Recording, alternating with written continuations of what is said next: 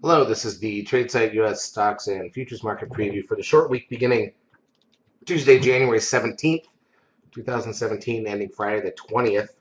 This is going to be options expiration for January already this week, and it is a short week because of the MLK holiday on Monday. Here's a look at the ES front month futures contract. I mean, we've been sitting here now since the start of December.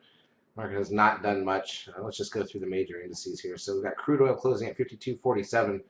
On Friday. That was about flat. We've got gold up 7 again on Friday. S&P cash index still operating under that 13 sell signal from the start of December. Has not fulfilled it yet. Still under the risk line, and we continue to make our way towards potentially another 13 sell signal. So that's interesting. NDX gained 18 on Friday, so it is actually at new highs, even though the broad market has not moved. Stocks up 6.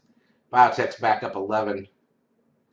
Got the VIX down 31 cents. That's a new closing low. Again, these low readings on the VIX do not usually lead to positive things for the stock market. TRIN is very high, 1.5, and the 10-day moving average is at 1.28. That's a real high TRIN reading. We got NASDAQ volume only at 1.57 billion. Everybody left early, as we knew they would for the MLK holiday weekend. NASDAQ volume was advanced decline ratio was plus 1188 on Friday. Not uncommon when people leave for stocks to be up. Plus 753 on the New York. Google gains $1.41, very near all-time closing highs. Apple loses 21 cents. It's been sitting flat all last week for the most part. Amazon up $3.50. Netflix up $4.52. It's a new closing high on Netflix for a while. Tesla up 8.16. Big move in Tesla. TLT, the bonds rolled 58 cents. The Dow Jones was down all of 5. Not a big deal.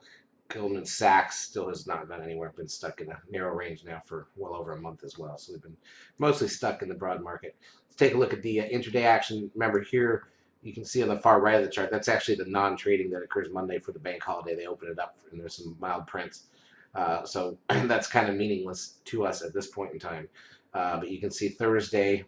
Actually, let's look at the whole week, right? This is the weekly preview. So you can see if we go to 10-day candles, 10-minute candles, there's the whole week last week. So Monday, small gap down, fairly flat.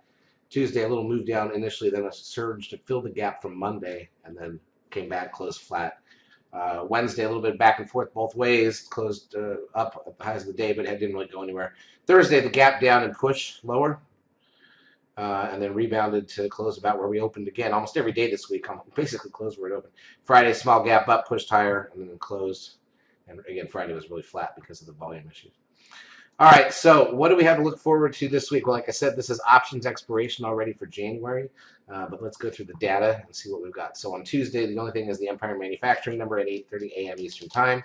Wednesday, MBA Mortgage Index at 7 a.m., CPI at 8:30, Industrial Production and Capacity Utilization 15 minutes before the bell, NAHB Housing Market Index 30 minutes in, Fed Beige Book at 2 p.m., Net Long-Term Tick Flows at 4 p.m. And then Thursday, we've got the initial and continuing jobless claims. That's the weekly number, along with housing starts and building permits, Philly Fed.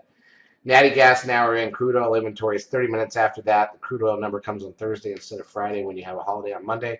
There is no data on Friday at all. So what does this week look like? Well, usually when you have a long weekend, it takes a little bit to get moving. So Tuesday, not as good as other Tuesdays might be, perhaps.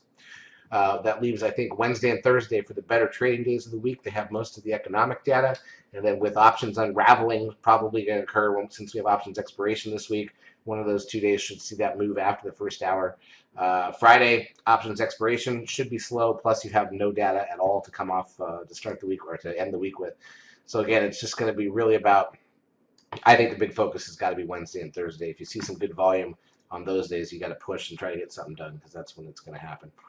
But we'll see what we get. Charts, as usual, brought to you by eSignal 12. If you've not yet taken a trial of our services, feel free to do so. We will help you out for a couple of weeks. Have a great trading week.